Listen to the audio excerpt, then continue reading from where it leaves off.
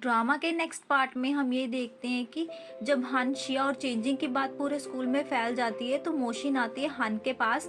हन के हाथ पे चोट लगी देखकर मोशिन उसके हाथ पर दवाई लगाने को बोलती है, पर हन उसे मना कर देता है, ये बोलकर कि शिया ये सब कर देती है।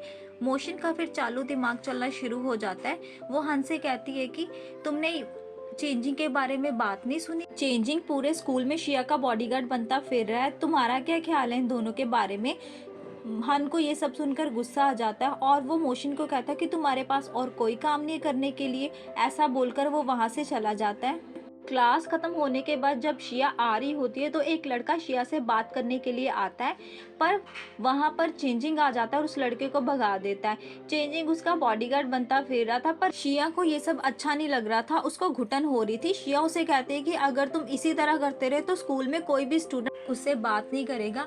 फिर वो दोबारा उस लड़के को बात करने के लिए बुलाती है। बातें वगैरह हो जाने के बाद वो उस लड़के को जाने के लिए बोलती है। शिया चेंजिंग से बहुत ज्यादा इरिटेट हो गई थी तो वो उसे भागती फिरती है। उधर हन घर जाने के लिए शिया की वेट करता है तो मैनेजर उसे घर ऐसे ही जाने के लिए बोलता है शिया को बिना लिए, पर हन वेट करना चाहता था। पर जब हन शिया और चेंजिंग को एक साथ बातें करता हुआ देखता है तो हन को गुस्सा आ जाता है और वो अकेला ही घर जाने के लिए रेडी हो जाता है। इसके बाद मोशिन आती है शिया का दिमाग खराब करने के लिए। चेंजिंग कम था क्या, जब मोशिन आ गई उसके पास। मोशिन इसे उस दिन के कंपटीशन के बारे में बात करती हुई कहती है कि तुम शायद उस दिन डर रही थी, इसी वजह से तुमने कंपटीशन से ड्रॉप आउट कर लिया ना। शिया उसकी बातों का जवाब नहीं देना चाहती, उसका मूड नहीं था लड़ने का, पर उसकी बातों का जवाब चेंजिंग देता है। चेंजिंग भी मोशिन को बहुत बुरी भली बातें सुनाता है और उसके सामने हन को बुरा भला कहता है, क्योंकि मोशिन हन को लाइक करती थी। पर मोशिन कहती है कि देखो तुम्हारे कपड़े कैसे और सनग्लासेस कैसे, वो उसकी ड्रेसअप पर कमेंट करती है। उन दोनों की बातें चल ही रही थी कि शिया मौका ढूंढकर मिंग के साथ भाग जाती है।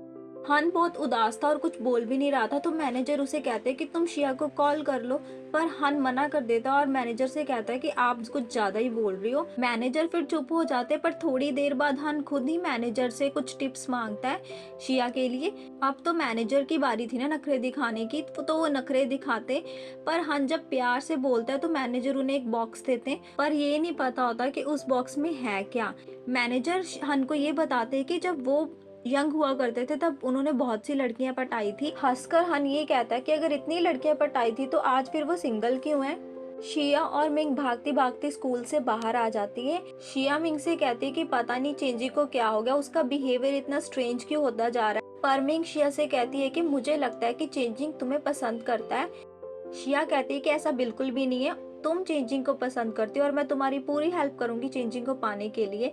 मिंग कहती है कि तुम्हें तो मेरे इस बिहेवियर का पता ही है, जब भी मैं कोई लड़का स्मार्ट और क्यूट सा देखती हूँ तो मैं उसके पीछे भागने लग जाती हूँ, और शिया को कुछ गलत ना लगे तो वो जानबूझकर किसी लड़के के पीछे भागना शुरू कर देती है।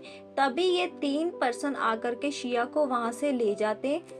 शिया को यही शक होता है कि शायद गाओगान ने दोबारा बंदों को भेजा उसको पकड़ने के लिए। शिया फिर से ऊंची आवाज में चिल्लाती है, पर वो लड़के अपने कानों में रुई घुसेड़ लेते हैं जिससे कि शिया की तीखी आवाज उनके कानों तक ना पहुंच सके। जब शिया चिल्लाना नहीं छोड़ती तो वो लोग तंग आकर शिया को मजबूरन बेहोश कर देते हैं। शिया को वो फिर एक अनजान जगह पर ले आते हैं। शिया उन्हें चिल्ला चिल्ला कर छोड़ने के लिए बोलती है और धमकाती भी है। फिर हम देखते हैं बूढ़े अंकल को। शिया को लग रहा था कि शायद यही पूरे गैंग के मास्टर हो। शिया जब बूढ़े अंकल को देखती है तो उन दोनों में साइलेंट फाइट होती है और साइलेंटली ही वो एक दूसरे को घूर घूर कर देखते रहते हैं। जब वो बूढ़े अंकल शिया को पानी देने आते, शिया को ये लगता है कि शायद वो उसके मुंह पर गिराने आए, तो शिया फट से उनका हाथ पकड़ लेती है। पर बाद में लिंक के आने पर शिया को पता चलता है कि ये तो हन के दादाजी हैं। अपनी हरकतों के लिए शिया लिंक के दादाजी से माफ़ी मांगती है। लिंक के दादाजी को शिया इतनी पसंद आती है कि वो लिंक की ग्रेजुएशन कंप्लीट होने के बाद लिंक की शादी शिया से करना चाहते, पर जब वो दोनों सुनते तो हैरान हो जाते। शिया दादाजी को मना करती है, पर दादाजी नहीं मानते और शादी की सेरेमनीज परफॉर्म करने के लिए वो अभी से 6 स्टार होटल बुक करना चाहते हैं, पर शिया मना करती है तो दादाजी नहीं मानते, तो शिया को मजबूरन झूठ बोलना पड़ता है कि उसकी शादी ऑलरेडी तय हो चुकी है। जब शिया घर नहीं आती तो हन उसकी वेट कर रहा होता है। हन को कॉल आती है मिंग की। जब हन मिंग से शिया के बारे में पूछता है तो मिंग कहती है कि शिया तो मेरे साथ है ही नहीं, शायद हो सकता है कि शिया चेंजिंग के साथ हो। ये सुनकर हन के मन में अजीब अजीब से ख्याल आने लग जाते हैं शिया और चेंजिंग को लेकर। वो भागा भागा जाता है, जैसे ही डोर खोलता है वहाँ पर चेंजिंग आ जाता है। हन बोलता है कि शिया तुम्हारे पास नहीं है। चेंजिंग ना में जवाब देता है और कहता है कि अगर शिया घर पे नहीं है तो किधर है। हन को इस हालत में देखकर मॉम भी बाहर आ जाती है। तभी अचानक लिंग के दादाजी शिया को घर पर ले आते हैं। हन की मॉम लिंग के दादाजी का वेलकम करती है और उनको घर के अंदर लेकर जाती है। हन और लिंग में पता नहीं कौन सा युद्ध चलता रहता है। लिंग के दादाजी इस मकसद से हन के घर में आते हैं क्योंकि उन्होंने कंफर्म करना होता है शिया की शादी का। सब कुछ जानने के बाद भी दादाजी लिंग की शादी शिया से करना चाहते हैं, पर हन की मॉम और चेजिंग उनको मना कर देते। हन की मॉम तो दादाजी से कहती है कि शिया की शादी तो ऑलरेडी फिक्स है हन के साथ, तो शिया की शादी का तो कोई सवाल ही नहीं पैदा होता। लिंग शिया से अपने दादाजी की इस हरकत के लिए उसे माफ़ी मांगता है तो शिया कहती है कि कोई बात नहीं। शिया जब रूम में जाने लगती है तो हन उसके पीछे चला आता है। एक्चुअल में ये दोनों ही एक दूसरे को पसंद करते हैं, बस एक दूसरे को इजहार नहीं करते क्योंकि इन दोनों की ईगो बीच में आ जाती है ना। हन को इतनी जेलसी होती है, वो कहता है कि पता नहीं दादाजी ने तुम में क्या देख लिया जो वो लिंग की शादी तुम्हारे साथ करने के लिए रेडी हो रहे हैं और तुम्हें अपने घर की बहू बनाना चाहते हैं, और स्कूल में भी बॉयज़ तुम्हारे पीछे पीछे घूमते रहते हैं। शिया उसे कहती है कि कल तुमने भी तो मुझे प्रपोज करा था। हन हंसते हुए कहता है कि मैं तुम्हें कैसे प्रपोज कर सकता हूँ, बताओ मैंने तुम्हें कब प्रपोज करा, शक्ल देखिए तुमने कभी आईने में अपनी। शिया बोलती कि हाँ हाँ मुझे भी ऐसे ही लगा होगा, और ये बोल करके वो हन के मुंह पर ही दरवाज़ा बंद कर देती है और हन को गालियाँ देने लग जाती है। अगली सुबह स्कूल जाने के लिए शिया हन की गाड़ी में नहीं बैठती, वो कहती है कि आज मैं चल के स्कूल जाऊँगी। इस बात पर हन को गुस्सा तो बहुत आता है पर वो चुप हो जाता है। स्कूल में मोशिन हन को पटाने के लिए फिर से शिया के खिलाफ बातें करने लग जाती है। बेचारी मोशिन को क्या क्या नहीं करना पड़ रहा हन के चक्कर में। वो पूरी कोशिश करती है कि हन के दिमाग से इस शिया नाम का कीड़ा निकल जाए। अचानक से हन खिड़की में से शिया और चेंजी को जाते हुए देखता है तो उसके तन बदन में आग लग जाती है।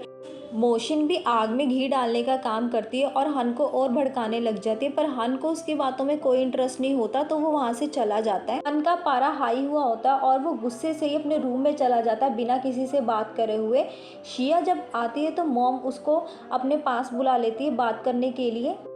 जब हन की मॉम शिया से बात कर रही होती है तो मानकुई वहाँ पर आ जाती है। मानकुई को देखकर सब हैरान हो जाते हैं। मॉम का तो मूड ही खराब हो जाता है मानकुई को देखकर। मानकुई सबके लिए गिफ्ट्स लेकर आती है, बल्कि वो तो घर के स्टाफ मेंबर यानी कि मेड के लिए भी गिफ्ट्स लेकर आती है। मानकुई मॉम से कहती है कि कुछ भी नहीं बदला उसके जाने के बाद, पर मॉम उसे बताती है कि घर में क्या क्या चेंजेस आए हैं। सबसे बड़ा चेंजेस तो ये आया कि शिया घर पे आई है। मानकुई को ये अच्छा तो नहीं लगता होता। तब हन की मॉम मैनेजर से कहती है कि मानकुई को घर छोड़ाओ। जब मानकुई घर जाने लगती है तो हन वहाँ पे आ जाता है। हन उसे कहता है कि वो मानकुई से अकेले में कोई बात करना चाहता है।